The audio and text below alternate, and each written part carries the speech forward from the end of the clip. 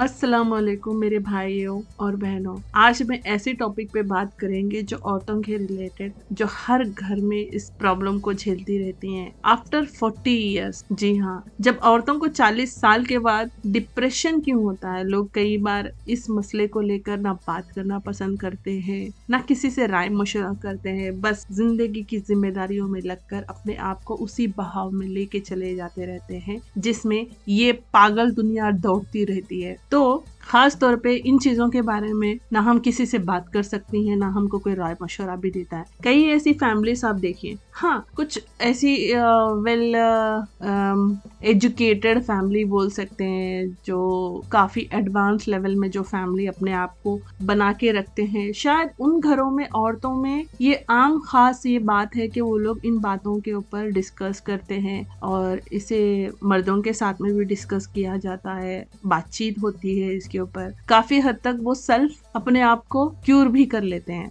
But खास तरह के जो मिडिल क्लास की फैमिलीज है या हम जैसी औरतें हैं, जब मैं अपने आप को इस प्लेटफॉर्म में देखती हूँ कि मैं अगर कभी किसी से इस चीज के बारे में बात करूंगी भी तो कैसे करूंगी। मुझे नहीं लगता कि हम आज भी ऐसी सोसाइटी में रह रहे हैं जहाँ पे औरतें ओपनली इन चीजों के बारे में डिस्कस नहीं करती है, या उनके डिप्रेशन को लेके, या 40 साल के बाद की जिंदगी को लेके, या उनके रहने सहन को लेके। तो ये काफी मुश्किल है, it is not that easy. तो चलिए आज इसी टॉपिक के ऊपर हम कुछ खास बातें करने की कोशिश करेंगे। अगर आपको ये मेरा वीडियो काम आता है किसी भी औरत को या किसी लेडी को, अगर किसी भी इमोशनल सपोर्ट बोल सकते हैं, अगर उन्हें लगता है कि ये सुनने के बाद में कुछ हद तक अगर उनकी मदद हो जाती है तो मैं अपने आप को खुशनसीब समझूंगी। तो चलिए इसके ऊपर बहुत गहरी सोच रखकर मैंने कुछ पॉइंट्स इसमें बनाए हैं। अगर आपको पसंद आते हैं तो जज़ाकल्लाह, अल्लाह का शुक्र एहसान रहेगा।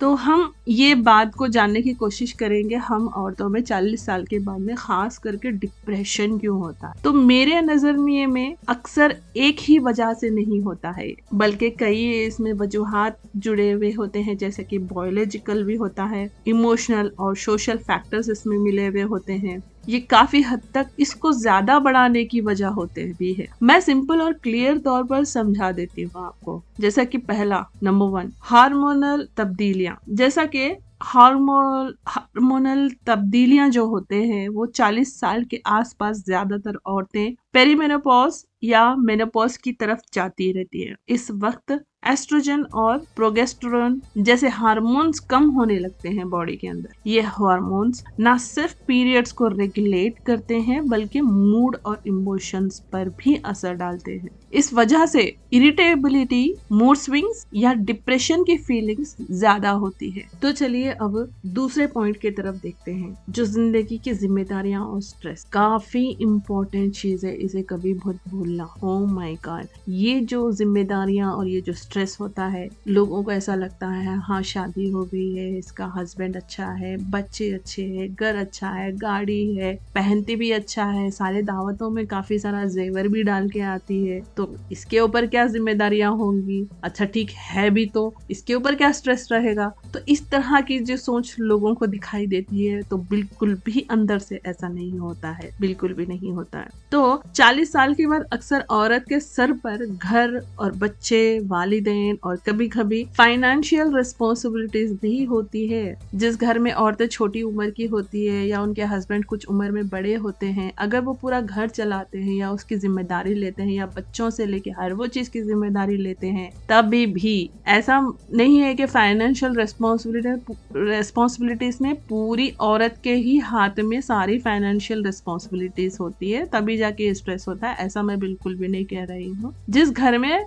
हस्बैंड्स भी या मर्दों के हाथ में या ससुराल वालों के हाथ में भी फाइनेंशियल उनके हाथ में भी पूरा लेके चलते रहते हैं, तभी भी ये स्ट्रेस होने के काफी सिम्टम्स है। इसकी पूरी कंप्लीट कैटेगरी ही डिफरेंट होती है। तो इट इज नॉट लाइक कि आप फाइनेंशियली रिस्पॉन्सिबल हो गए हो एक उम्र के बाद में तो और आपको स्ट्रेस हो रहा है या एंजाइटी हो रही है, जी नहीं। और खास फैक्टर इसके अंदर ये है कि बच्चों का बड़ा होकर निकल जाना या खुद की हेल्थ इश्यूज भी इमोशनल स्ट्रेस को बढ़ाता है। या क्या होता है, जब बच्चे छोटे होते हैं तो औरतें काफी बिजी होती हैं उनकी देखभाल में, उनके खाने में, या उनके कपड़े क्लीन करने में, या उनके स्कूल को भिजाने से लेके उनको सोए तक के। It is like a full time job होता है माओ के लिए, औरतों के लिए। तो उसमें वो इतनी जिंदगी में बिजी हो जाती है कि उनको पता ही नहीं चलता कि उनकी जिंदगी के 20 साल आपके कैसे निकल। जब 20 साल के बाद में जब आपका बच्चा एक यंगस्टर के एज में आ जाता है तो वो अपनी जिम्मेदारियां खुद देखना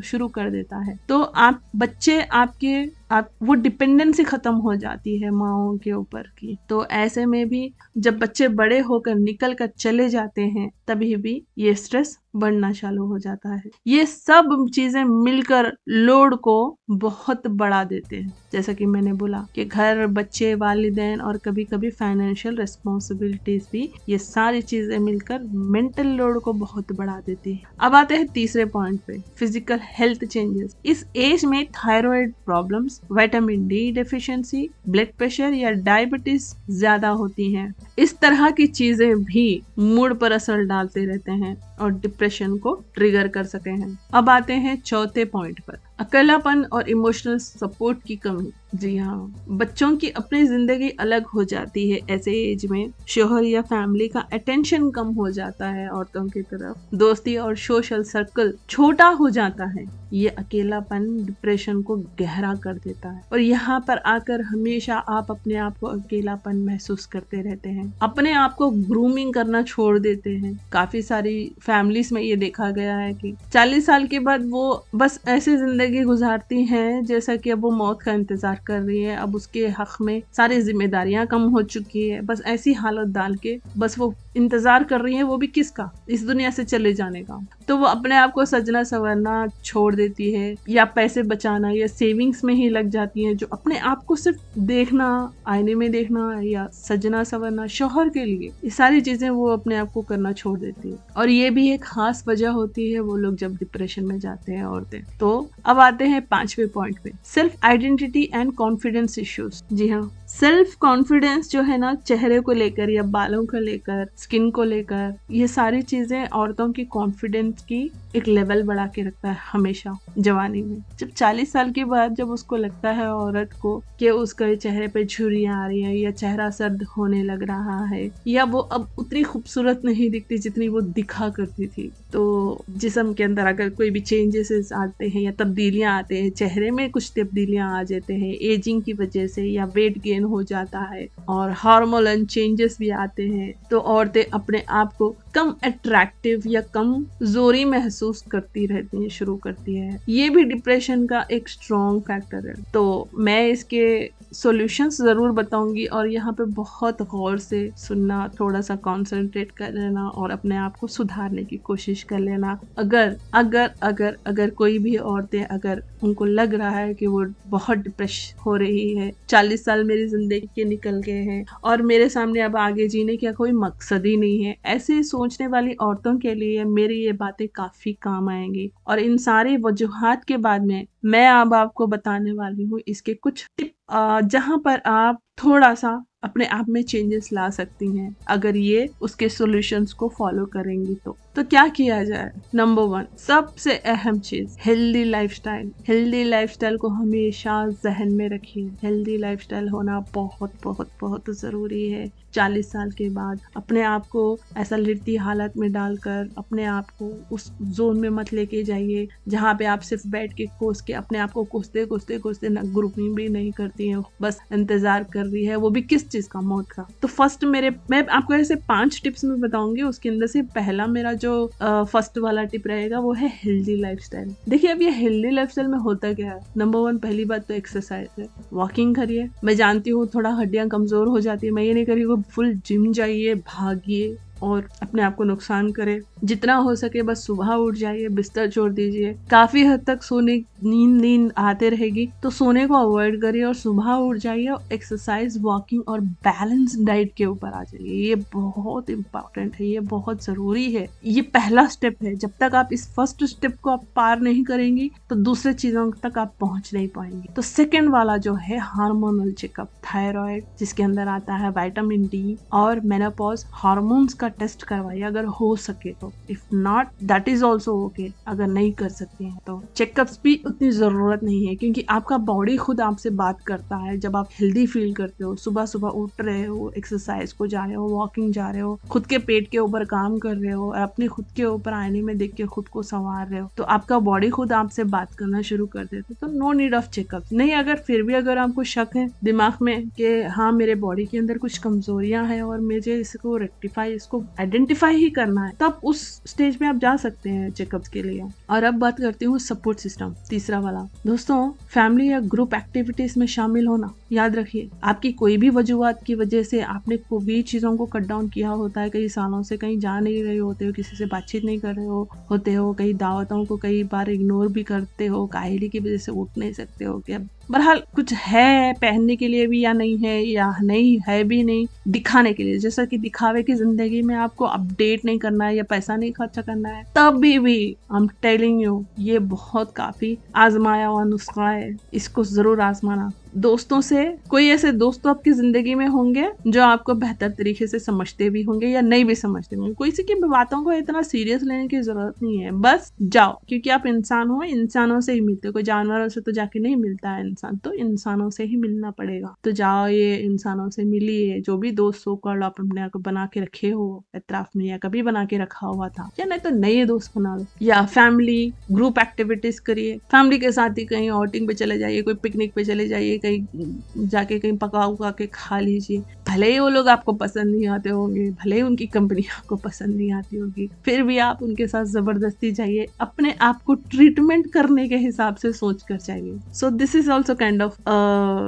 मेडिटेशन। आपके अपने खुद के डिप्रेशन के ऊपर काम करने का मेडिटेशन कह सकते हैं। अब आना है तीसरे वाले पे, दुआ और स्पिरिचुअल फोकस। ये बड़ी अहमियत चीज रखता है जिंदगी में, दुआएं और स्पिरिचुअल फोकस। कोई भी आप स्पिरिचुअल 1 घंटे का वीडियो ले लीजिए, या कोई कुरान के मायने ही ले लीजिए, या किसी भी कोई भी चीज की है जहाँ पे भी स्पिरिचुअल के बारे में चाहे कि जो भी बातचीत होती है, उसमें आप अपने आप को शामिल करिए। इसमें क्या होता है फायदा, थोड़ा सा जज्बाती सुकून तो डेफिनेटली आपको मिल ही जाएगा। या अगर इसके बाद में भी अगर ये चीजें वर्कआउट नहीं कर रही है तो जरूरत पड़ने पर डॉक्टर या थेरेपिस्ट से बात करिए। जी हाँ। और अगर कोई थेरेपिस्ट से अगर आपको बात करना है या डॉक्टर से बात करना है तो इसमें कोई वीकनेस मत समझिए। ये हिकमत भी है एक किस्म की, अपने आप को सही रखने की या सुधारने की या अपने आप को अच्छा करने की। और भी आगे कुछ और से टिप्स बताऊंगी जहाँ पे ये भी शायद आपको कुछ काम आ जाए। तो चलिए अब और बात करेंगे कुछ और खास टिप्स के बारे में, जैसा कि सुबह का वक्त बहुत बहुत इम्पोर्टेंट है। मुझे कतई पर्सनली पसंद नहीं है जो औरतें घर में सुबह के वक्त सोती हैं। ऐसे घर में नहुसत आती है, या हमारे मम्मी कहते थे। मैं तो बोलती हूँ घर में ही नहुसत नहीं आती, जिंदगी में भी नहुसत आ जाती है। तो फज्र की नमाज बहुत जरूरी है। फज्र की नमाज के बाद कुरान की तिलावत, चाहे 1 या 2 रुकू ही सही,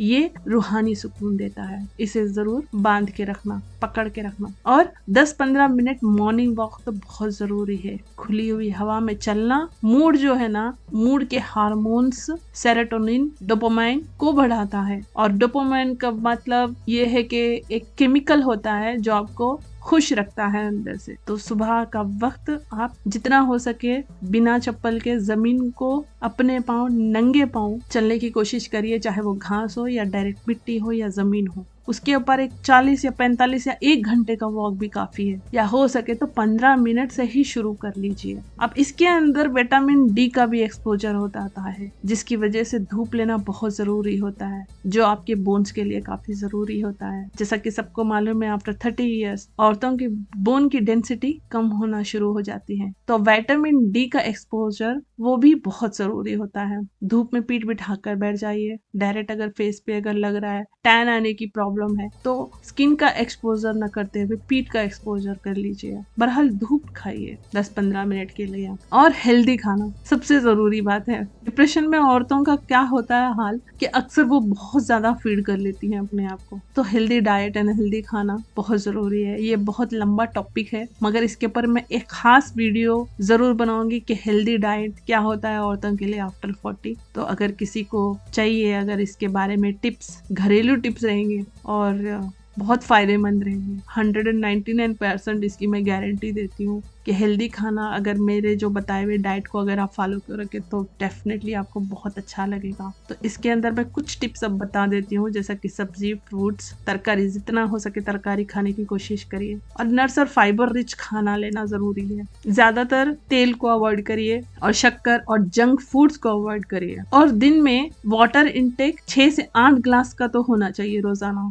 और सोशल कनेक्शन, कम से कम एक या दोस्त या फैमिली से डेली बात करना, या अपने बहनों से बात करिए या अपने भाइयों से बात करिए अगर दोस्त नहीं है। बट अकेलापन डिप्रेशन को बढ़ाता है। मेरा बोलने का इवेंचुअली ये मतलब है कि आप अकेले मत रहिए, नॉनसेंस बात ही करिए, बहरहाल करिए, किसी न किसी से बातचीत करते रहिए। अगर आपके हस्बैंड के पास आपको देने के लिए टाइम नहीं है, वो बिजी है, या उनसे बातचीत करते करते आप बोर हो चुकी हैं, तो आपके पास और ऑप्शन ढूंढिए। कुछ गैर जरूरी के लोगों से, अनजान लोगों से बात मत करिए। जिसको आप जानती हैं, जिसके साथ आप कंफर्टेबल फील करती हैं, उनसे बात करिए। और शाम के वक्त अक्सर असर और या मगरिब के बाद थोड़ा वक्त सिर्फ अपने लिए निकालिए, जैसा कि अपने शौक, अगर आपको रीडिंग का शौक है, या आपको पेंटिंग का है, कुकिंग का है, या तस्बीह या जिक्र करने का है, तो उसके लिए असर या मगरिब के वक्त ये वक्त निकालिए। या खुद को ग्रूमिंग करना है, नहा धोने के, बस किसी को दिखाने की जरूरत नहीं, खुद को ही अच्छा फील कराने के लिए रेडी हो जाए। और थोड़ी सी हल्की एक्सरसाइज, थोड़ी सी स्ट्रेचिंग या योगा 10-15 मिनट के लिए, ज्यादा नहीं। ये क्या होता है, इससे ये हार्मोन्स आपके बैलेंस करके रखता है। और रात के वक्त इशा की नमाज के बाद दुआ और शुक्रिया,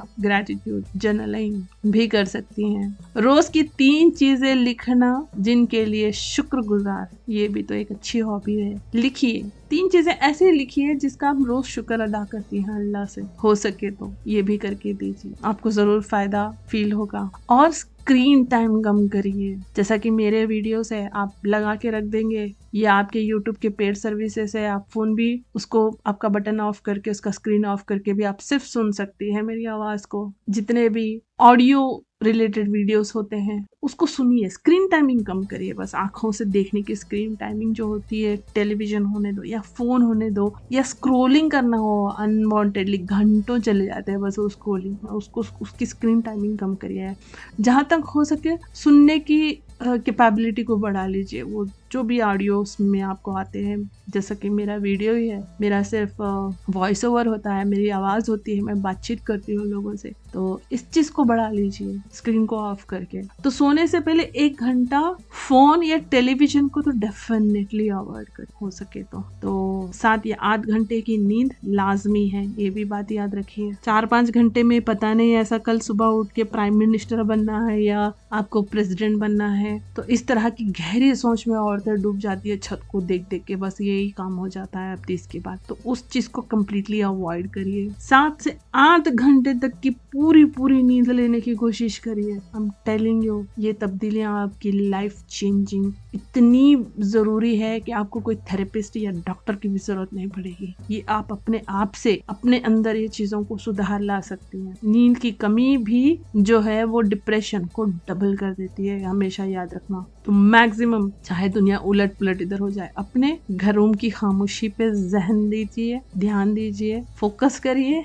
और 7 से 8 घंटे तक की नींद तो लेने की कोशिश करिए। अब समझते हैं इसके अंदर इस्लामिक नजरिए को भी थोड़ा मैं उसका फ्लेवर डालने की कोशिश करती हूँ। जिक्र एंड इस्तिगफार, जी हाँ, डिप्रेशन के वक्त अस्तगफिरुल्लाह और हस्बुनल्लाहु व निअमल वकील का जिक्र सुकून देता है। और दुआ फॉर सुकून क़ल्ब, अल्लाहुम्मा इन्नी औदु बिका मिनल हम्मी वल हज़ानी, या अल्लाह मुझे गम और परेशानी से बचा और तीसरा है सदका, जो इस्लामिक पॉइंट ऑफ व्यू से भी तो कुछ चीजें बता रही हूँ। सदका देना, जी हाँ, छोटी सी छोटी मदद भी दिल को हल्का और रूह को रोशन कर देती है। अगर आप सदका दे सकते हो या कोई जाके किसी को खिला सकते हो, कोई भूखे को कुछ खाना खिला दे, कोई गरीबों में मतलब कोई भिखारियों में आप खाना बांट रहे हो, तो वो भी चीजें आपके दिल को, रूह को सुकून देना शुरू करती है। अगर आपको अच्छा लगता है तो बेशक इसे भी रेगुलर करने की कोशिश करिए। अब मैं आती हूँ कुछ एक्स्ट्रा टिप्स के ऊपर। Regular medical checkup, thyroid, vitamin D, calcium, sugar test करवाती रहें या नहीं भी करवाते हैं तो चलता जाओ। मैंने ऊपर बताया है कि आपका मेडिटेशन आपके डेली रूटीन के हैबिट्स की वजह से भी चेंज हो सकता है। अपने आप को इतना बिजी रख दो कि आपके पास वक्त ही नहीं होना चाहिए डिप्रेशन का या बैठ के सोचने का। खाली वक्त डिप्रेशन को बढ़ाता है। जैसा कि हमारे बड़े बुजुर्ग कहते थे कि खाली दिमाग शैतान का घर, तो इसी तरह आज के न्यू मॉडर्न जमाने में हम इसे कहते हैं खाली वक्त जो है ना डिप्रेशन को बढ़ाता है। जी नहीं, वो शैतान ही है जो आपको बर्बाद करता हो। तो खाली भी मत रहिए, कुछ ना कुछ मसरूफियत रख लीजिए। आपकी नींद हो गई रात में, सुबह डाइट सही है, एक्सरसाइज सही है, आपकी सब कुछ सही है, तो फिर अपने आप को फुल बिजी कर लीजिए, जो भी काम आपको पसंद है। और सपोर्ट लेना, अगर मूड बहुत नीचे अगर चला जाए तो डॉक्टर या थेरेपिस्ट, मैंने आपको जैसा बताया कि थेरेपिस्ट के पास में भी जा सकते हैं। कोई शर्म की बात नहीं है इसमें, बिल्कुल नॉर्मल है और ज़रूरी भी है। अगर इसके बावजूद भी अगर आपको वर्कआउट नहीं हो रहा है, आप नहीं समझ पा रही हैं कि फिर भी आप बहुत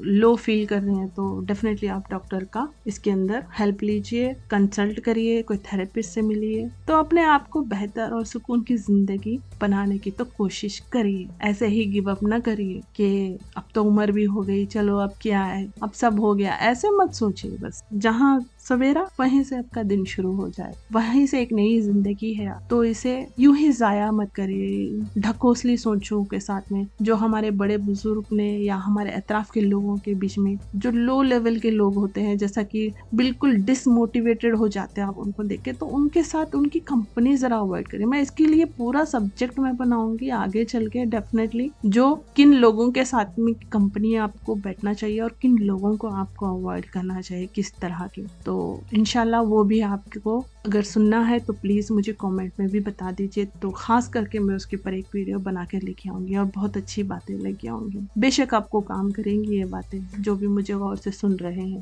तो चलिए इंशाल्लाह अब आज का मेरा पूरा टॉपिक यहाँ पे मैं ख़त्म करती हूँ कि 40 साल के बाद औरतों को डिप्रेशन क्यों होता है, और मैंने उसके रिलेटेड कुछ टिप्स एंड डोंट बताए हैं, तो हो सके तो आप फॉलो कर लीजिए। अगर आपके कोई क्वेश्चंस रह गए हैं तो प्लीज़ बिना झिझक मुझे कमेंट ज़रूर करिए, और इंशाल्लाह मैं बहुत ऐसी वीडियोस बनाऊंगी आपके रिक्वायरमेंट्स के बेसिस पर। तो तब तक कि अपना ख्याल रखिए, अपना खुद का ज़रूर ख्याल रखिए, अपने माँ बाप का ख्याल रखिए और अपनी इज्जत व आबरू का भी ख्याल रखिए। तो इंशाल्लाह बहुत जल्द मुलाकात होगी कुछ नए टॉपिक्स के साथ। फ़ियामन अल्लाह।